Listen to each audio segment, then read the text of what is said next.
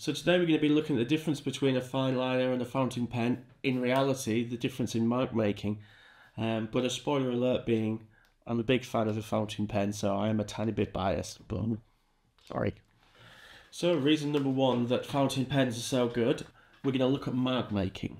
So fountain pens are quite a wet media, and by that I mean, you know, they've obviously got wet ink inside them, and as you run it across the paper is going to want to suck that ink into it. So what that means is that your line work has a certain characteristics. Now, as you can see here, I'm just using a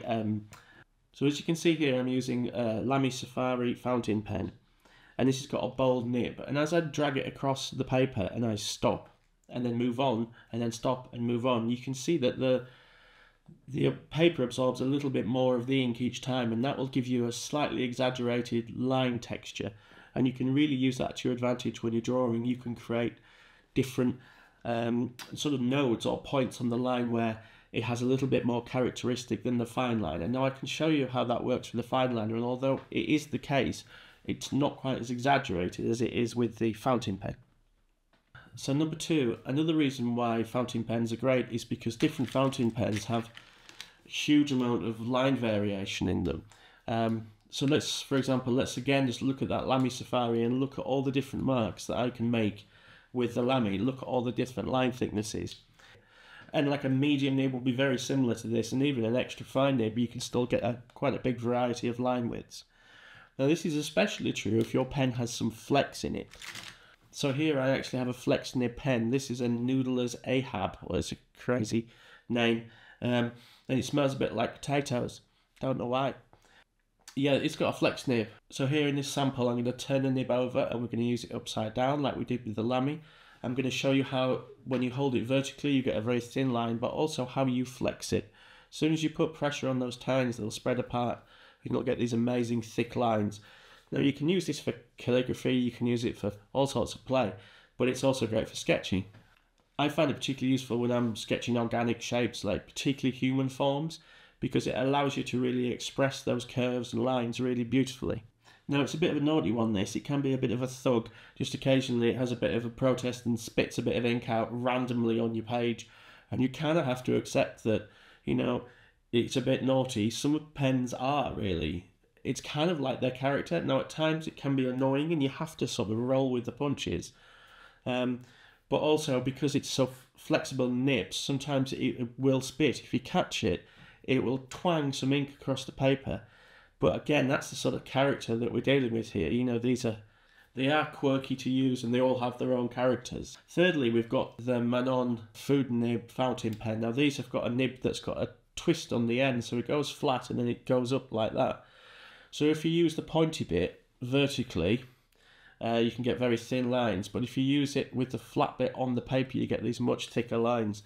Now these are used by fantastic artists like Paul Heston, people like that, much more accomplished sort of sketchers and drawers than me, and they get the most amazing effects with them, and they're so cheap. I really would recommend getting one just for playing. They are so fun, and often it's funny how sometimes if you get a new little bit of equipment, it can really spur you on to get out and sketch and just try new things. And I definitely think this pen is one of those pens that if I go out to do some urban sketching, or I'm doing a portrait or drawing something in the house, you know, whether it's a cup or an ornament or whatever, like a still life, if I'm feeling a little bit about my art, I can pick up this pen and just have a lot of fun with it. So definitely worth trying. So reason number three, fountain pens, I feel, are just a little bit more environmentally friendly. You know, you can buy a fountain pen, you can fill it up with huge amounts of ink. It's definitely going to last you, you know. Some of the more nicer fountain pens of mine might end up getting passed down. I don't know. I'd like to think so. They certainly do last a lot longer. And one of the things that really galls me about, you know, disposable pens is that often the ink will run out, so you throw the whole pen away. And if you look at what, you know, even in a gel pen, you've got a metal component, all the plastic stuff. It just feels a bit wasteful when you can just buy some more ink and get yourself going again. So number four, one of the other reasons why I love fountain pens is their sheer versatility. You use them to escape a bear attack. You can pick a lock to get out of a prison.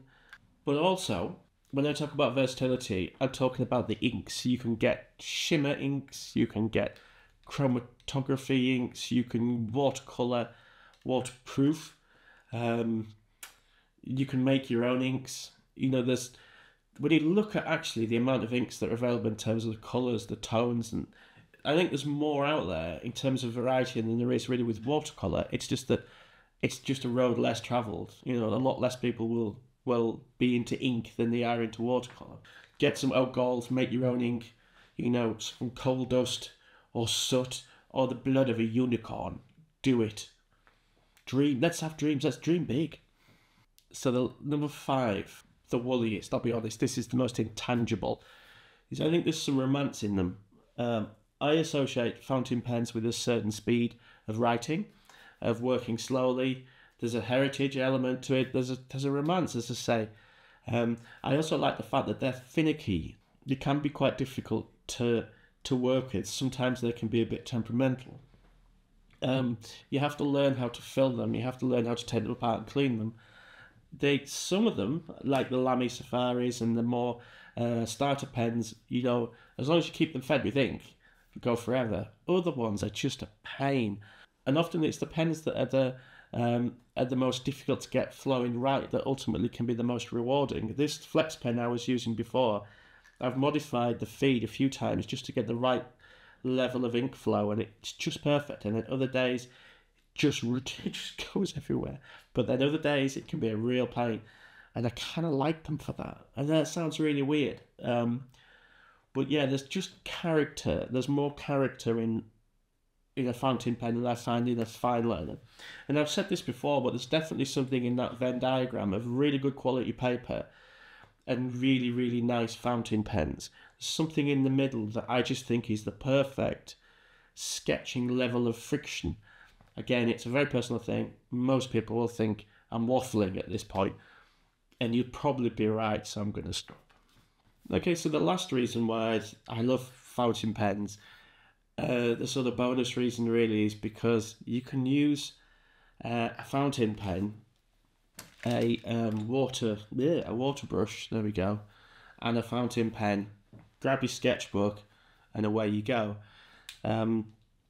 That's all you need to create values. It's all you need to create, you know, line work and values. Water soluble ink is a wonderful way of working. Now, I've done quite a few demos of that. I'll put one up here for you to have a look at. It's a great technique. It's really fun. Do you know, it's not done half as much as it should be in terms of line and wash, in terms of like urban sketching. It's such a simple technique, and it does make me wonder sometimes if people are looking at urban sketches who have quite complex line work techniques and watercolor techniques, and they get a little bit perturbed because it's quite complex. Whereas a better place to start often is with water soluble inks, I believe, and then just a brush, and you can play with it. You can do super quick sketches of trees or whatever. Now I talk about using water soluble ink in sketches a lot. It is because I firmly believe it is one of the funnest, easiest, simplest ways to get into sketching, to create a wonderful sketchbook, and you can get different inks really cheaply, fountain pens cheaply, and just get cracking, get creative, and do some wonderful stuff. You can even use 2 fountain pens with different inks in, mix them together on the page as you're sketching, and you get some wonderful effects. Right, I have been evangelical enough about these fountain pens. I am not sponsored by any fountain pen manufacturers out there, God knows why, because I feel like, particularly the Lamy Safari, I should be on some retainer for those people. Anyway, yeah, I hope you enjoyed that. Now, if you agree with me, then you're wonderful and you can stay. Now, if you disagree with me, seriously, if you want to add to this discussion, stick something in the comments. It's always really good when people chip in with their own views. I like it when people disagree with me, so put something in the comments. You know, do you love fountain pens? Do you find them a hassle? Just let me know what you think. All right, guys, we'll see you next time. Bye-bye.